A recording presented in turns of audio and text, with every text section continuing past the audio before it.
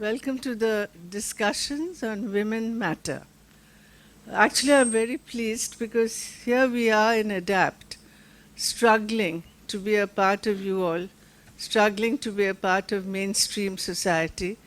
And so I was very pleased when it was suggested that we will not only have women with disability, we will have all women.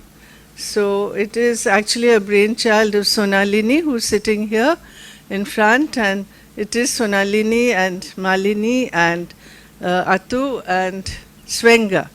These are the four people who are the brainchild behind this wonderful occasion where we will discuss this. So please put your hands together and let's keep.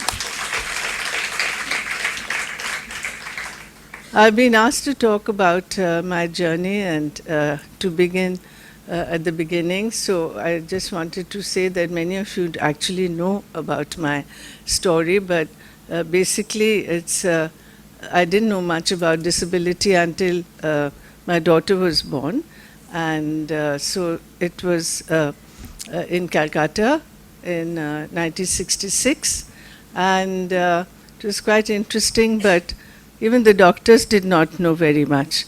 So I sorry about that. Apologies to my doctor friends.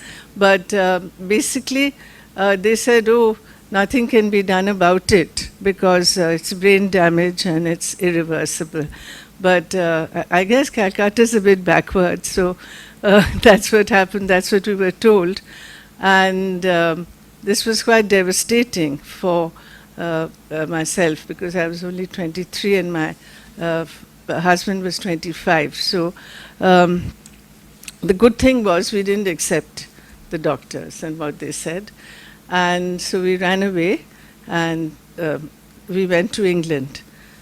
Fortunately, my brother-in-law was in a hospital in Cambridge University and was able to set everything up. And it was quite interesting because the whole approach was different. And it was also much, I must say, much kinder. They spent a lot of time with us. They had much more sensitivity. So you had a different kind of treatment of me and Malini.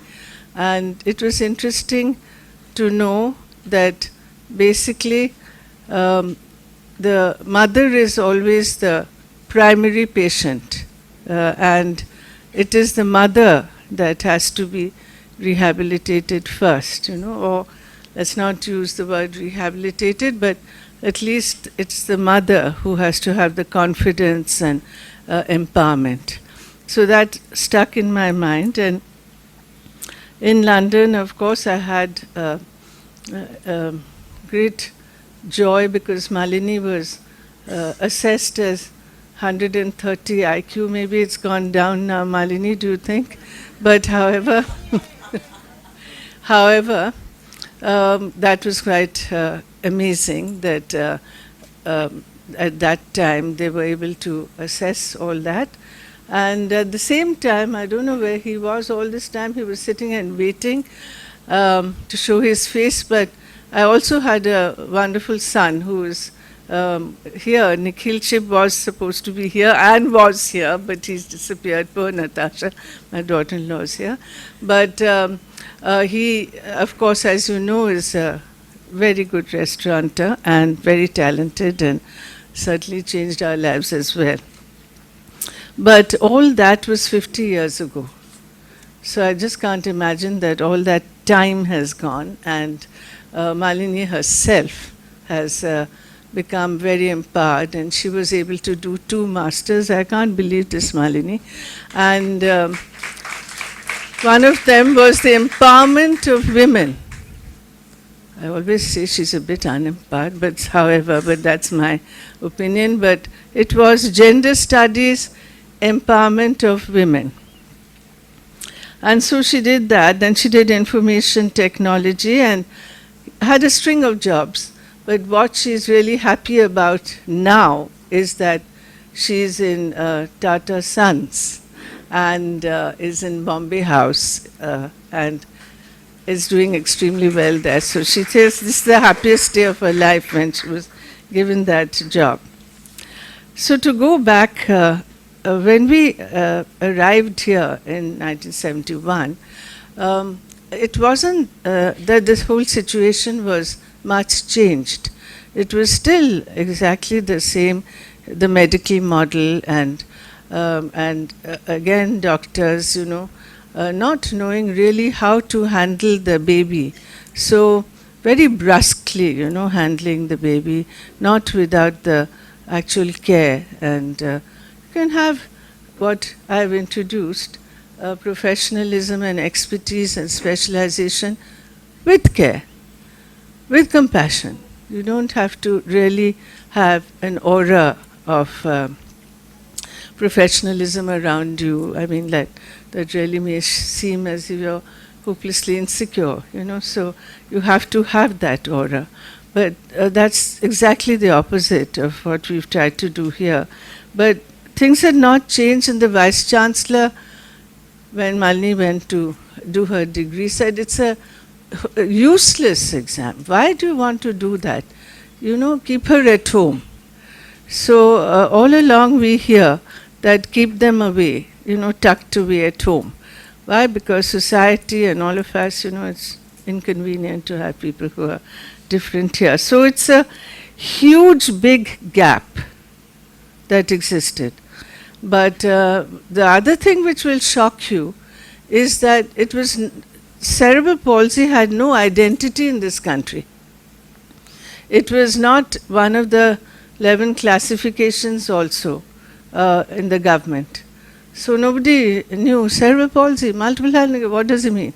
So there was no identity, CP. So this kind of humongous gap had to be filled. Of course, there were no schools. And so the first thing we did, of course, was open a school. And there again, that it was opened on the 2nd of October, Gandhian principles, overlooking a very idyllic setting, Arabian Sea. We're still there.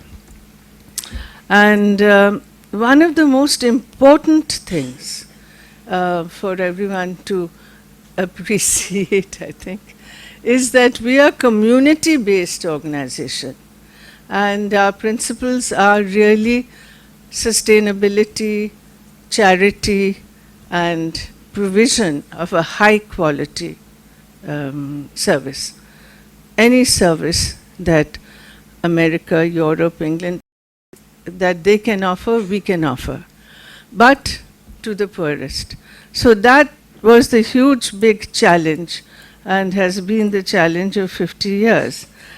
But I must say that it is a very unique, for want of a better word, in that it took the whole thing away from hospital setting to a special school setting, where there was so much color and laughter, and we introduced socio-emotional development like music, arts, and sports, and yoga. I hope Rekha can hear me, and I'm in her good books after that. But the most important thing, I think, is that the whole family came forward to help. And my brother is here, and he's been here ever since. My niece is here, who did that wonderful film, Margarita with a Straw, and you'll see both her and Kalki in their modest way dancing at the end. So all members of the family, my sister who started the the Delhi Spastic Society, my sister-in-law who's Shonali's mother, started the Calcutta Spastic Society. My brother-in-law, as you know, is the chairman of the Institutional Review Board. It is a family movement, definitely, and it is private. We do not belong to the government. Isn't that a good thing? You should give us a clap for that. And but the land itself belongs to the government, and so we've always worked with the government. And actually, the product may be schools, etc., the programs, but on a macro level, much of our time has been engaging with government and changing and reforming government action, not really through advocacy, because we are depoliticized. We do not belong to any single political party. We have not worked really for money or prestige or power, but we have worked for the needy and the... So the main thing I want to end by saying, because I was told by Sonalini to keep strictly to 5 minutes, so I think I've passed that, is empowerment of women. You see, in the early days, parents were not taken into the confidence. And so a very leading hospital over here said to me that, oh, don't bother to give the files to them. And I still think that such a medical attitude persists. But what they haven't understood is that majority of your children are the 60 or 80% out there with no services, being treated as village idiots, crawling on their knees. So you are actually definitely dealing with the poor. You're dealing with illiterate. So what do you want to do? Sit in your big offices and, you know, have white coats and all that and feel great? No. So the empowerment of women was something I took up. And the first thing I did was reverse this thing about, oh, don't let them look at files. They won't understand. Because that person had not understood, as even the World Bank has said, that they are the poorest of the poor. Had not understood that even over the years you will always deal. It's like saying, when will India become rich or something like that. So you will always be dealing. The only thing that happened was we made a quantum jump with foreign countries. And that is why you see these wonderful grand buildings that we have. But the majority of the clientele and the stakeholders are people who cannot pay their fees. Now, the first thing I did with them was that I wanted to tell them everything about their child. So we empowered them. We educated them, we trained them.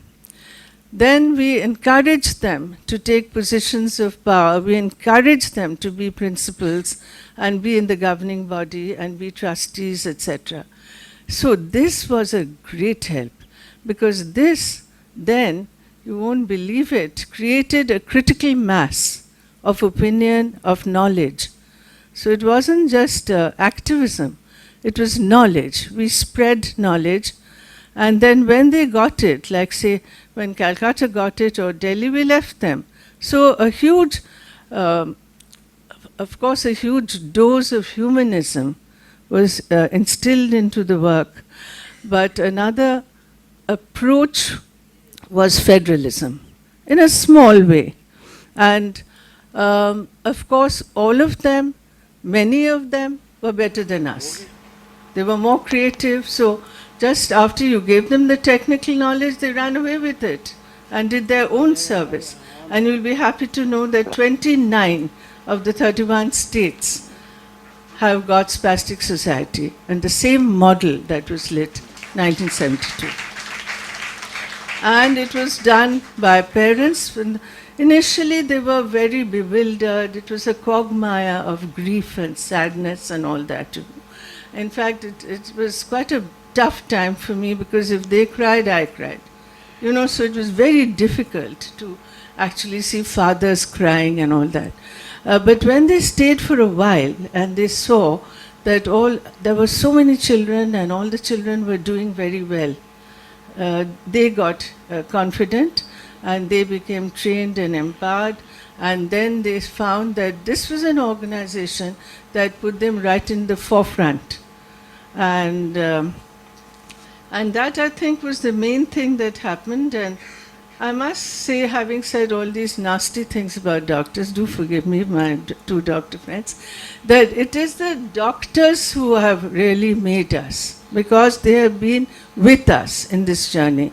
So it is very much a medical and a paramedical partnership that's happened. And what we are today is really all the support and the nurturing we have got from the doctors here. We've got leading doctors here.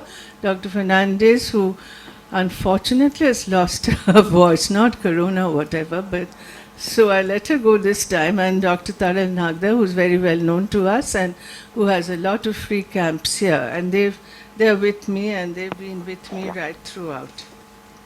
So I'm going to end here just to say that professionalism, yes, but with compassion and care. You want to read about that? There's a book there called The Birth That Changed the Nation. Federalism, please let it go, because you're working for a cause, so you don't have to have that power. And transfer leadership. I'm still trying. I'm still trying about that. So this actually spread regionally. So Jaipur and the most important thing, I must say, that I first used to say I was a professional beggar, but recently I was invited to, because of Sunita, to talk as a social entrepreneur. So that's quite a current thing that's happening. And I'm very proud that I fitted in, from professional beggar to social entrepreneur. So I can only tell you that definitely one has been able to create social capital where you're sitting. And so infrastructure, buildings, that's us. We've done it in Jaipur, we've done Calcutta, Delhi, Chennai, Bangalore. And skilling, manpower, skilling the children, the trainees, we've done that. So yes, I think you may call me that. So I just want to say that people who were dumped before my parents are the people who are in the forefront. And I want to say that nearly all of them, all also members of the family and also the parents who came forward, they're happy to work in an anonymous space. They're invisible, but may they never be forgotten. Thank you so much.